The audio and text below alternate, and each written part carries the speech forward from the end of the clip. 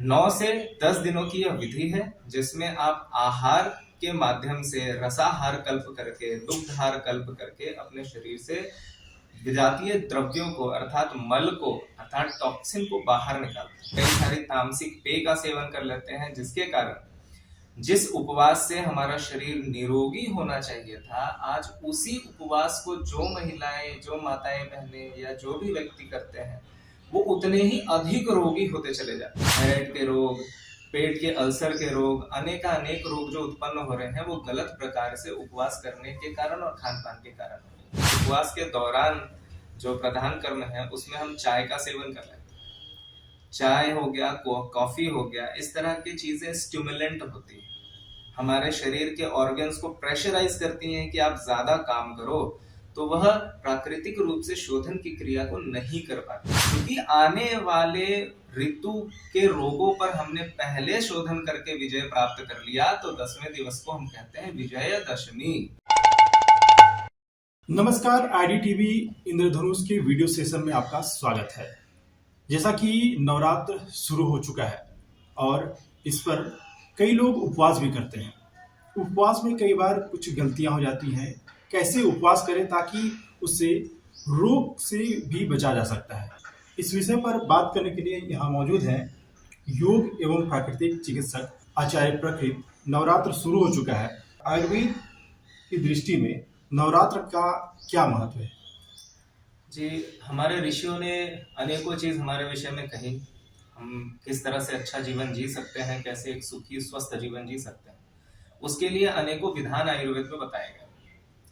जैसे आपने आजकल बहुत प्रचलित हो रही है समाज में पंचकर्म विधि। पंचकर्म में शरीर का शोधन करते हैं, अर्थात शरीर में जो कचरा जमा हो गया है जिसके कारण रोगों की उत्पत्ति हो रही है, उसका शोधन कर हम रोगों से निजात पाते हैं। हमारे ऋषियों ने साप्ताहिक उपवास अर्थात साप्ताहिक शोधन की क्रिया, पाक्षीय उपवास अर्थात जैसे एकादशी, अमावस्या, पूर्णिमा आदि की, उसी तरह से ऋतुगत उपवास, 6 ऋतुओं की उपवास विधि जैसे 2 महीने में हुआ करती थी, और बृहद ऋतु परिवर्तन काल उपवास अर्थात गर्मी से ठंडे और ठंडे से गर्मी में जब हम जाते हैं तो नए अनाज और नए अन्न की ओर जब हम बढ़ते हैं तो पहले हम अपने शरीर को शोधित कर लेते हैं। ठीक उसी प्रकार से कि जैसे हम नव वर्ष में जब जाते हैं तो हम अपने पूरे घर की सफाई करते हैं, कोने कोने से कचरे को निकालते हैं, सारे सामान को देखते हैं कि कुछ उपयोगी है तो रखेंगे, नहीं है तो उसको बाहर निकालते हैं। तो यह जो विधि है नवरात्रि की, यह वर्ष में 2 बार जो आ रही है, यह हमारे शरीर की शोधन की क्रिया करती है। 9 से 10 दिनों की यह विधि है जिसमें आप आहार के माध्यम से रसाहार कल्प करके, दुग्धार कल्प करके अपने शरीर से विजातीय द्रव्यों को अर्थात मल को अर्थात टॉक्सिन को बाहर निकालते हैं। और वर्तमान में क्या हुआ है कि किसी कारण से यह थोड़ी सी विकृत हो चली है। जैसे हम कई सारी गलतियां करते हैं, कई सारी तामसिक पेय का सेवन कर लेते हैं जिसके कारण जिस उपवास से हमारा शरीर निरोगी होना चाहिए था, आज उसी उपवास को जो महिलाएं, जो माताएं बहनें या जो भी व्यक्ति करते हैं वो उतने ही अधिक रोगी होते चले जाते हैं। थायराइड के रोग, पेट के अल्सर के रोग, अनेक रोग जो उत्पन्न हो रहे हैं वो गलत प्रकार से उपवास करने के कारण और खान पान के कारण हो रहे हैं। इन्हें कैसे ठीक कर सकते हैं? तो इसकी प्रक्रिया को पूरी तरह से सुधार करके कर सकते हैं। तो इस नवरात्रि हमें विशेष रूप से ध्यान रखना चाहिए कि अगर हम उपवास कर रहे हैं तो या तो आसपास के किसी जानकार वैद्य से सलाह ले लें, अन्यथा आप संपर्क कर सकते हैं हमसे, बिल्कुल सेवा निःशुल्क। नवरात्र में जो उपवास करेंगे उसका सही विधि क्या है? पहली इसमें जो विधि है पंचकर्म की जो शोधन क्रिया है, उसमें 3 कर्म आते हैं: पूर्व कर्म, प्रधान कर्म और पश्चात कर्म। पूर्व कर्म अर्थात जो मुख्य कर्म है, जैसे शोधन की जो क्रिया होगी उससे पहले हम तैयारी करते हैं।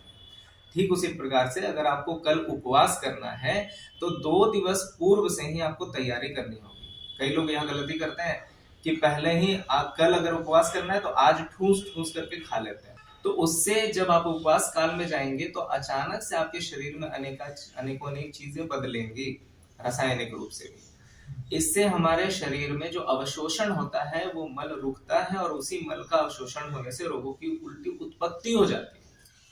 तो अगर कल से आपको उपवास करना है तो आज से ही आपको जो है भारी अन्न को त्यागना है। आप फल लीजिए, सलाद लीजिए, आप छिलके वाली मूंग दाल की खिचड़ी पूरे दिन ले सकते हैं, और फिर कल से आप अगले दिन दिवस से रसाहार कल्प कर लें, दुग्धाहार कल्प कर लें, या अगर आपको कोई विशेष रोग है तो आप अपने वैद्य की सलाह अवश्य लें। क्या कुछ उपवास के दौरान गलतियां होती हैं? उपवास के दौरान जो प्रधान कर्म है उसमें हम चाय का सेवन कर लेते हैं।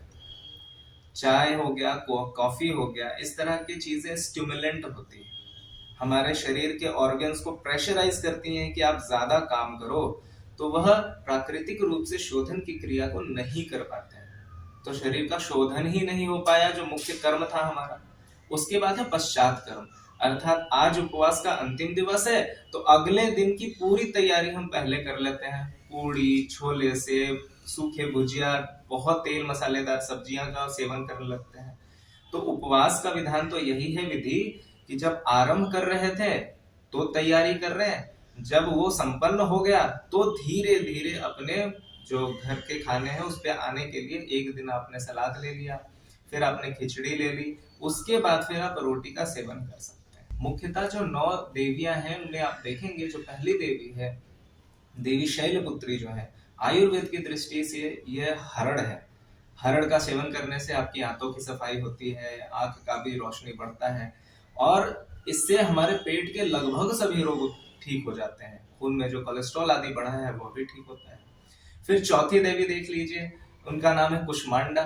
कुष्मांडा देवी अर्थात कुष्मांड कहते हैं पेठे को, अलग अलग जगह पे उसे बथुआ कोहड़ा आदि के नाम से जानते हैं। इसी बथुए कोहड़े की अगर आप रस का सेवन करते हैं तो ये भी हमारे आंतों की बहुत अच्छी से सफाई करती है। इसी तरह से आप 8वीं जो देवी है महागौरी, ये तुलसी को कहा जाता है। जब 7 दिन हमने शोधन की औषधियों का प्रयोग किया तो 8वें दिन हम प्रयोग करते हैं जो हमारे इम्यून सिस्टम को बूस्ट कर दे, तो वो तुलसी है। उसके बाद चूंकि हमने शोधन की क्रिया की थी, पेट की सफाई की थी, तो बहुत सारे जो तत्व हैं हमारे शरीर से वो निष्कासित हो जाते हैं, निकल जाते हैं। तो शरीर को पोषण देने वाली औषधि का हम प्रयोग करते हैं अंतिम दिवस पे शतावरी का, जो कि देवी सिद्धिदात्री हैं। ये सभी इस धातुओं को सिद्ध कर देती हैं। और 10वें दिवस हम तैयार हो जाते हैं पुनः नए अन्न को ग्रहण करने के लिए। चूंकि आने वाले ऋतु के रोगों पर हमने पहले शोधन करके विजय प्राप्त कर लिया, तो 10वें दिवस को हम कहते हैं विजयदशमी। इसी प्रकार से उपवास को करना चाहिए। विशेष करके चाय का, कॉफी का और साबूदाने का प्रयोग बिल्कुल नहीं करना चाहिए, क्योंकि ये सभी तामसिक पेय और अन्न हैं।